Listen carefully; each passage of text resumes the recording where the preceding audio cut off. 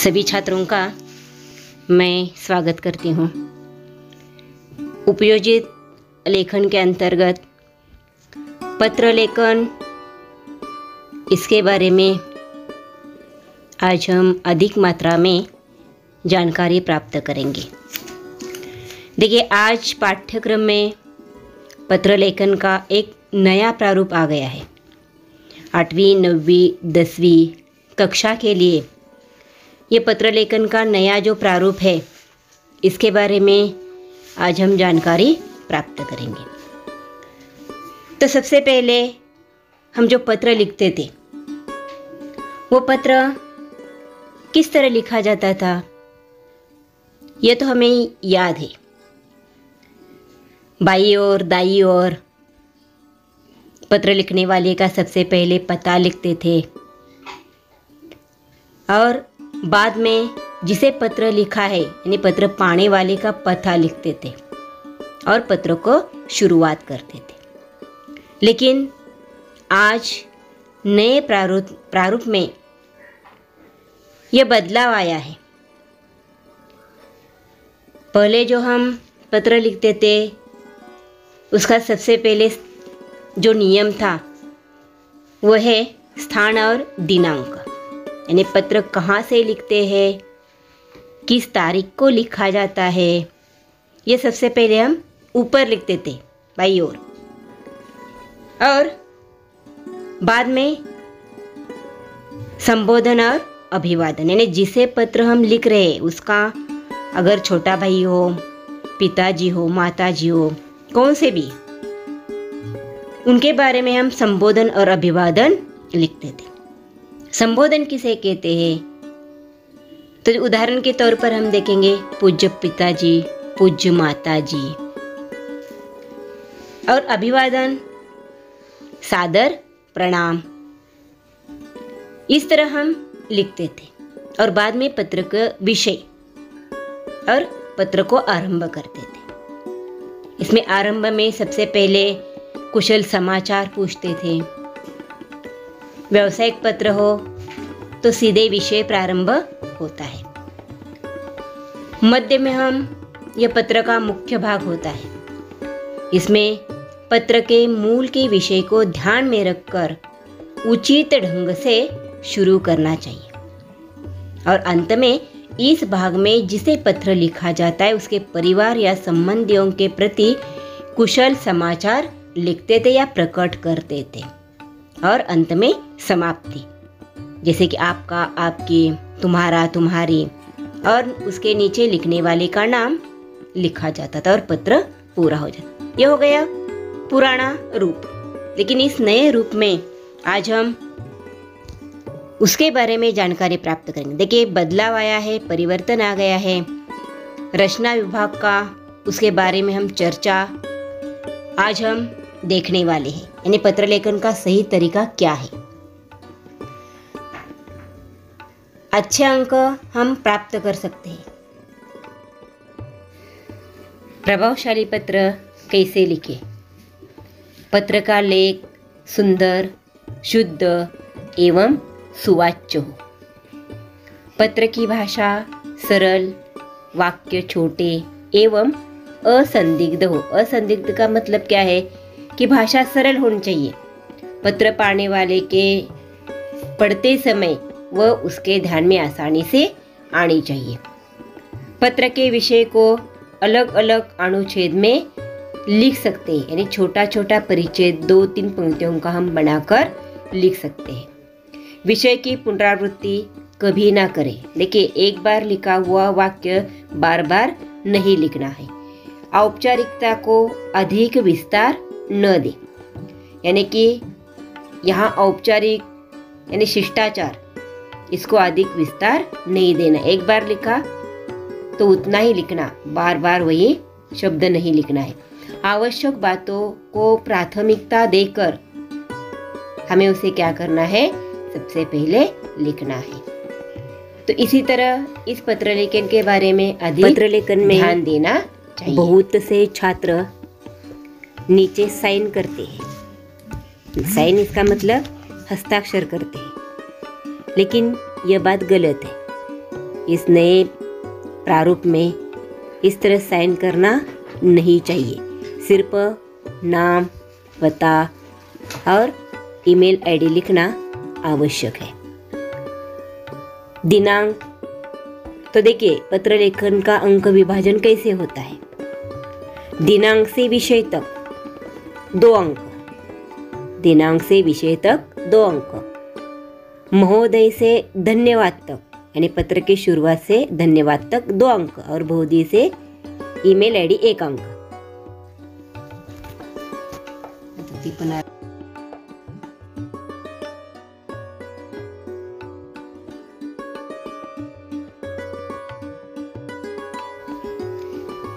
इस प्रकार प्रत्येक छात्र पत्र के विषय, स्थान, संबोधन, अभिवादन, समाप्ति, पता आदि पर ध्यान देना चाहिए। सबसे पहले विषय क्या दिया है इसकी ओर हमें ध्यान देना चाहिए। विषय में क्या दिया है? सबसे पहले पत्र लिखने वाले का पता, पत्र पाने वाले का पता किस स्थान पर है। कई पत्र में लिखने वाले का पता बाद में लिखा जाता है, पाने वाले का पता सबसे पहले दिया, ऐसा भी होता है। इसलिए सबसे पहले विषय समझ लेना चाहिए। तो पत्रों के प्रकार भी है। पत्र एक वैचारिक लेन देन है, विचारों की लेन देन है। पुराने जमाने में आज जैसे तकनीकी के साधन उपलब्ध नहीं थे तो लोग क्या करते थे, पत्रों के माध्यम से अपने विचार अपने रिश्तेदारों से पहुंचाते थे। लेकिन आज अनुसंधान, आविष्कार, विज्ञान की ओर से हमें नए नए साधन प्राप्त होते हैं और उसी का एक रूप, बदला हुआ रूप आज का इंटरनेट। तो पत्र के जो 2 प्रकार है, इसमें सबसे पहला है औपचारिक पत्र लेखन और दूसरा प्रकार है अनौपचारिक पत्र लेखन। तो ये 2 प्रकार क्या है? औपचारिक में किसे पत्र लिखे जाते हैं, अनौपचारिक में किसे पत्र लिखे जाते हैं, इसके बारे में अधिक जानकारी प्राप्त करें। तो सबसे पहले देखिए औपचारिक पत्र किसे कहते हैं। यह पत्र यानी कि व्यावसायिक उद्देश्य से, जो पत्र व्यावसायिक उद्देश्य से परिचितों या अपरिचितों, जाने पहचाने या अगर कोई व्यक्ति ऐसे होते कि हम उसे जानते भी नहीं, पहचानते भी नहीं, सिर्फ नाम से कुछ मांगने के लिए हम पत्र लिखते हैं। तो जो पत्र व्यावसायिक उद्देश्य से परिचितों या अपरिचितों को लिखे जाते हैं उन्हें औपचारिक या व्यावसायिक पत्र कहते हैं, जिससे संबंध नहीं होता, एक फॉर्मल लेटर होता है। यानी कि ऑफिस में, दफ्तर में हमारी कोई जान पहचान नहीं होती, वही पत्र औपचारिक होता है। उसमें प्रार्थना पत्र आता है, शिकायत पत्र आता है, कार्यालयीन पत्र आता है। तो औपचारिक पत्र में उदाहरण के तौर पर हम देखेंगे पुस्तक विक्रेता, संपादक, सरकारी कार्यालयों या अधिकारियों को जो पत्र लिखे जाते हैं उसे औपचारिक पत्र कहते हैं। अब दूसरा प्रकार देखिए अनौपचारिक पत्र लेखन। तो अनौपचारिक पत्र लेखन किसे कहते हैं, ये सबसे पहले हम देखें। तो जो पत्र सगे संबंधियों यानी अपने घर वाले, रिश्तेदार, अपने मित्र, सहेली, पड़ोस वाले, ये जो संबंधी होते हैं, परिचित होते हैं, उन्हें लिखे जाते हैं, ऐसे पत्र को अनौपचारिक पत्र या घरेलू पत्र कहते हैं। जैसे कि उदाहरण के तौर पर हम देखेंगे बधाई पत्र, अगर परीक्षा में अच्छा अंक प्राप्त किए हो तो अपने मित्र को हम बधाई देते हैं। धन्यवाद पत्र, किसी ने हम पर उपकार किया है, इस उपकार की ओर से हम उसे धन्यवाद देने के लिए पत्र लिखते हैं। शुभकामना पत्र, अगर कोई जन्मदिन हो तो उसी अवसर पर हम उन्हें शुभकामना देते, हमारे मित्र का हो, हमारे छोटे भाई का हो, बहन का हो, बड़े भाई का हो, माता जी का हो, पिताजी यानी घर वाले का किसी का भी जन्मदिन हो तो उन्हें हम शुभकामनाएं ऐसा पत्र भी लिख सकते हैं। और एक प्रकार है निमंत्रण पत्र,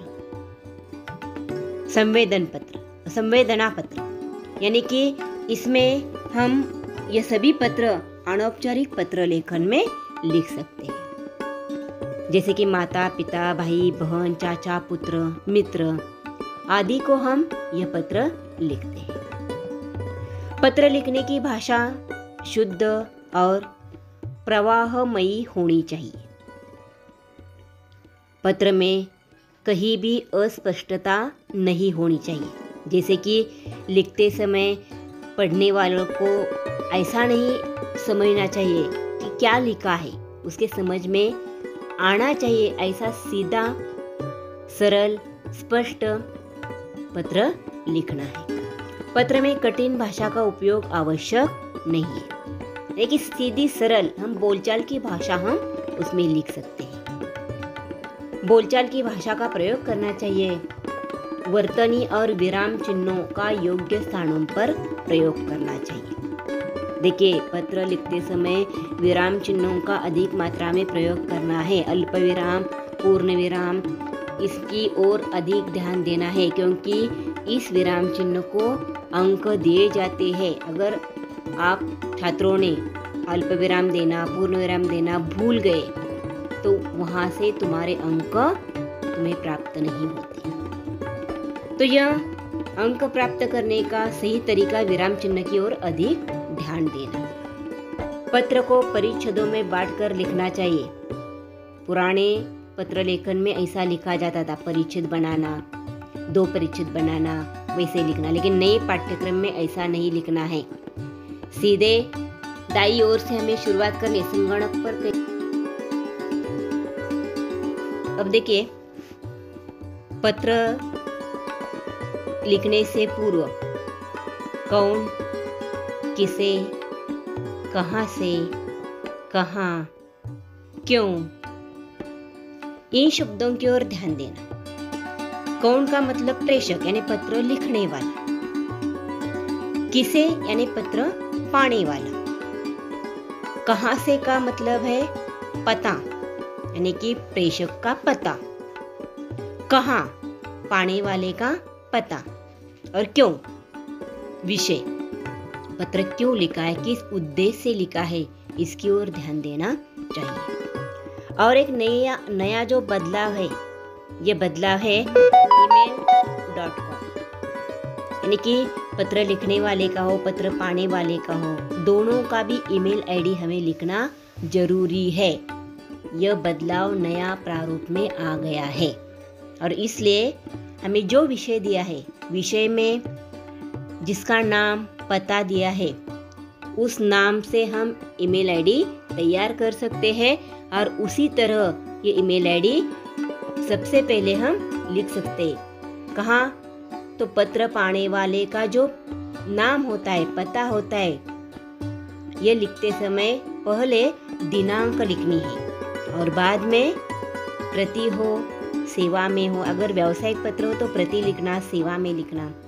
घरेलू पत्र हो तो प्रिय, पूज्य, जो भी हमें अभिवादन दिए हैं यह लिखना जरूरी है। बाद में पता लिखना और गांव का नाम, शहर का नाम, पूर्ण विराम लगाना, उसके नीचे विषय लिखना और पत्र को शुरुआत करना।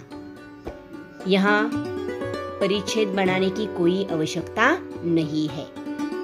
जैसे कि संगणक पर पत्र टाइप किया जाता है, उसी तरह हमें पत्र लिखना है। हमारे पाठ्य पुस्तक में उसका प्रारूप दिया गया है, वह प्रारूप देखिए और उसी तरह हमें पत्र लेखन की अधिक मात्रा में इसका लेखन के बारे में ध्यान देना आवश्यक है।